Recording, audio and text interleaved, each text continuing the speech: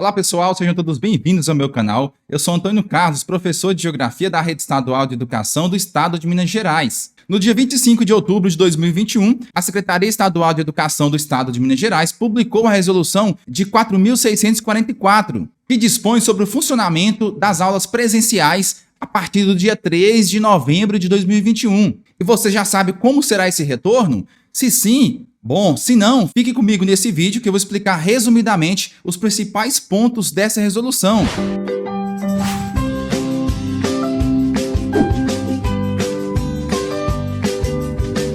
Se você já é inscrito no meu canal, se sim, muito obrigado. Se não, a oportunidade é agora. Aqui no nosso canal sempre eu estou corrigindo as atividades complementares, as atividades regulares dos PETs e também as avaliações bimestrais, trimestrais. Sempre disponibilizo esses materiais que eu utilizo nas minhas gravações para os meus inscritos.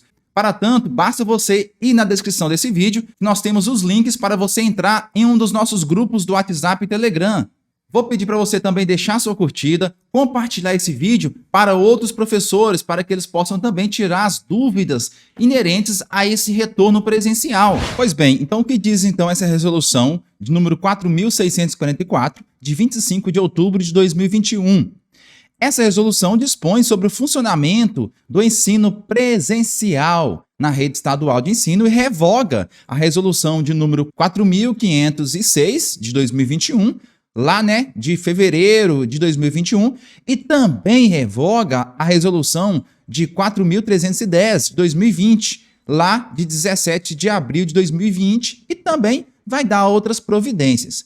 Então, esta resolução nova, ela vai dispor sobre a autorização, pessoal, autorização do retorno seguro das atividades presenciais nas unidades de ensino que especifica enquanto durar o estado de calamidade pública, em todo o território do estado de Minas Gerais, tá certo? Então veja bem, nós estamos falando aqui de uma resolução que vai tratar do retorno seguro das atividades presenciais no estado de Minas Gerais, enquanto houver o estado de calamidade pública. É o que reza então esta resolução. E nesse sentido, vai considerar também as normas educacionais excepcionais adotadas durante o estado de calamidade em Minas Gerais, que foi provocado pelo coronavírus, o Covid-19. Tá, e nesse sentido, vamos aos capítulos principais dessa resolução, sobre a obrigatoriedade do retorno presencial. Antes de mais nada, a resolução diz o seguinte: as atividades escolares regulares nas unidades de ensino da escola pública estadual serão realizadas de forma presencial a partir do dia 3 de novembro de 2021. Portanto, presencial a partir do dia 3 de novembro em todas as escolas de Minas Gerais. O gestor deverá informar as famílias sobre a obrigatoriedade deste ensino presencial. Cabe ao gestor informar as famílias. Sobre as competências, pessoal, que compete à Secretaria Estadual de Educação de Minas Gerais. Compete criar as normativas complementares, prover recursos, promover capacitação, orientação e monitoramento do trabalho a nível central e também regional para que essa resolução seja cumprida. Cabe também às superintendências regionais de ensino orientar as equipes escolares enquanto às diretrizes e normas necessárias ao planejamento para esse retorno presencial e também deverá acompanhar a retomada das atividades presenciais nas escolas estaduais, oferecendo suporte pedagógico e também administrativo. Cabe ao serviço de inspeção, além das atribuições previstas na legislação vigente, cabe também guiar as orientações básicas para que essa resolução seja cumprida, tá certo? E além, é claro, de acompanhar também as ações para a organização do retorno das atividades presenciais nas escolas estaduais, tá certo? E também deverá acompanhar, juntamente com os gestores de cada escola, o checklist, aquela lista de tarefas, presente no anexo 2 dessa resolução, certificando que essas informações foram declaradas de forma correta. Então, este será o papel do serviço de inspeção escolar. E ao gestor, ao diretor da escola? Ao diretor, pessoal, vai caber várias funções para cumprir esta resolução. Primeira situação, guiar-se pelas orientações expedidas pela Secretaria de Educação de Minas Gerais com relação a esta oferta do ensino presencial. Então, o gestor deverá se orientar pelas informações presentes nessa resolução e também atentar para as ações específicas, pessoal, referentes aos estudantes categorizados em condições excepcionais, para aqueles que iniciarem o ensino presencial. O diretor também deverá atentar-se para as ações específicas referentes àqueles servidores que vão permanecer em regime de teletrabalho, de modo integral ou parcial, tá certo? E quando for o caso, é claro, E também aqueles alunos que ficarem aí no ensino presencial e no ensino remoto. Além, gerenciar também e acompanhar o trabalho dos servidores em conformidade com os protocolos de saúde e as deliberações dos comitês extraordinários aí sobre o Covid-19. E, por fim, cabe ao diretor também executar e preencher a lista de tarefas, aquele checklist, tá certo? E com relação ao especialista em educação básica, qual que é a sua função nesse retorno? Ao especialista cabe, pessoal, guiar-se pelas orientações pedidas pela Secretaria de Estado de Educação, também atentar-se às ações específicas referentes aos estudantes e professores que são categorizados em condições excepcionais, As exceções aí com relação ao retorno presencial, que nós vamos ver já já quais são essas exceções. E ao professor de educação básica, o que caberá a ele? Caberá, primeiro, se guiar, se orientar pelas informações expedidas pela Secretaria de Estado de Educação, com relação a esse retorno presencial, e também atentar-se para as ações específicas referentes àqueles estudantes que estão na situação de exceção, que têm as condições excepcionais para esse retorno presencial. E a você, estudante, cabe você, então, realizar as atividades disponibilizadas lá nos planos de estudo tutorado. Neste caso, nós estamos falando do volume 1, 2, 3 e 4. E também as atividades complementares elaboradas pelo seu professor e entregar na escola nos prazos estabelecidos. Também deverá ao estudante frequentar as aulas presenciais, exceto quando estão na situação de exceção, categorizados aí na situação excepcional. Bom, e agora com relação à organização dessas atividades presenciais, como que irão funcionar essas atividades presenciais? Primeiro, a retomada será integral das atividades escolares presenciais. Lá no artigo 1 já se fala desse retorno obrigatório e integral. Observar, pessoal, rigorosamente os protocolos de segurança sanitário e epidemiológico com relação ao retorno presencial, levando em consideração sempre as deliberações do Comitê Extraordinário do Covid-19, tá certo? Realizar também o monitoramento de risco e propagação do Covid, adotar as medidas de contingenciamento, quando for o caso, e as unidades escolares da rede estadual de educação deverão observar a capacidade de lotação das salas, e os demais espaços escolares, que são definidos aí de acordo com o protocolo sanitário vigente. Pessoal, com relação aos registros de cumprimento da carga horária, tanto do aluno quanto também do professor. Veja bem, a realização e a devolução dos PETs, e atividades complementares vão permanecer de forma obrigatória a todos os estudantes. Todos os estudantes deverão entregar os seus PETs, as suas atividades respondidas. E esses planos de estudo tutorado, mais as atividades complementares, deverão ser entregues às unidades escolares pelo estudante, ou responsável legal, no final de cada bimestre, conforme o cronograma que já foi definido pela Secretaria de Estado de Educação, tá certo? Para o cumprimento dos objetivos de aprendizagem, deve-se levar em consideração as atividades cumpridas por meio dos planos de estudo tutorado, mas também as atividades complementares, para que o aluno possa atingir o mínimo aí de notas, 60% da carga horária e 60% das notas, para que possa então avançar e prosseguir para a série seguinte. E o professor deverá então registrar esta carga horária e essa atividade que foi feita pelo aluno lá no Diário Escolar Digital, no DED, tá certo? O gestor e o especialista de educação básica vai supervisionar e validar esse registro aí dessas atividades pedagógicas presenciais e não presenciais, tá certo? Bem como também a participação efetiva desses estudantes, tá? O serviço de inspeção fará esse acompanhamento e vai finalizar o registro, né, das avaliações e frequências e cumprimento, né, de toda a carga horária e progressão, né, parcial, progressão continuada, quando for o caso, lá no DED e também no CIMAD. Isso aí vai caber ao serviço de inspeção. Pessoal, e no capítulo 5 fala-se da avaliação e estratégias de recuperação, né, com relação às recuperações e progressões. Bom, segundo a resolução 4.468, lá de dezembro de 2020, os anos letivos de 2020 e 2021, né, deverão ser considerados como ciclo contínuo de aprendizagem.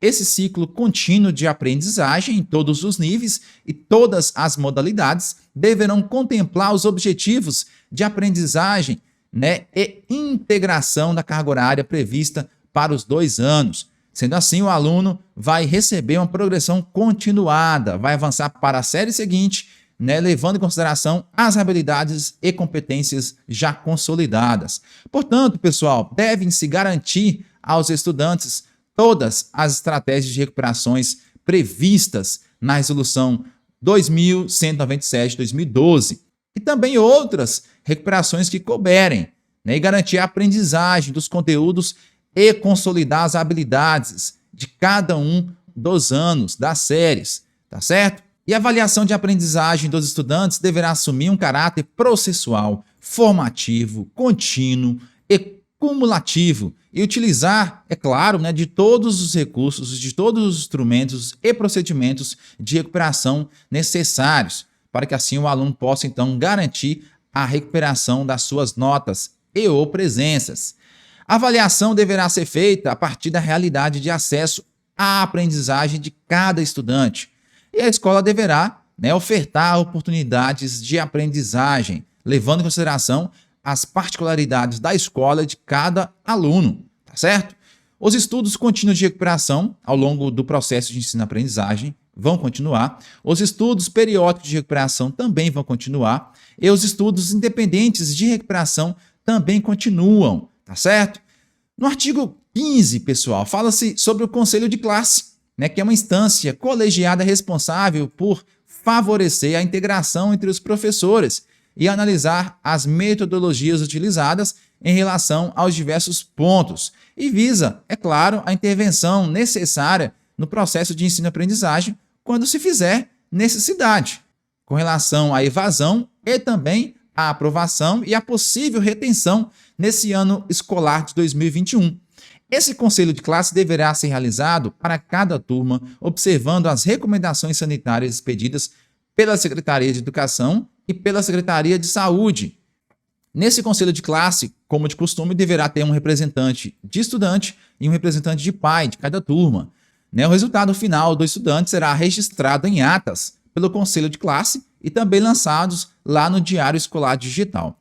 A direção da escola deverá atentar-se para o cumprimento do disposto lá no artigo 11 da Resolução de 4.494 de 2021, que estabelece, pessoal, né, para a rede pública do Estado de Minas Gerais, a educação básica, os procedimentos de ensino e também as diretrizes administrativas e pedagógicas com relação ao calendário escolar de 2021. Pessoal, o título 2 diz sobre as excepcionalidades, as exceções, tá certo? Com relação, então, às exceções, nós vamos falar aqui agora. Bom, o artigo 16 diz o seguinte: a frequência das atividades escolares presenciais e dos estudantes que comprovarem que pertencem ao grupo de risco do Covid de 2019, essa frequência aí não será obrigatória, tá? Sendo que a carga horária obrigatória é computada por meio apenas dos planos de estudo tutorado. Portanto, o aluno conseguirá a frequência apenas com a entrega das atividades do plano de estudo tutorado. E as escolas que são localizadas em municípios com impedimentos para o retorno das atividades presenciais, no artigo 17 fala-se o seguinte: as escolas localizadas em municípios com impedimento do retorno das atividades presenciais permanecerão com atendimento não presencial dos estudantes, sendo a carga horária obrigatória, né, que deverá ser computada, como nós fizemos sempre, né, através das atividades do plano de estudo tutorado. Portanto, aqui, pessoal, a dúvida de muitos professores: se o município está impedido de retornar às atividades presenciais, a escola sim deverá então permanecer no ensino não presencial, no ensino remoto, tá certo?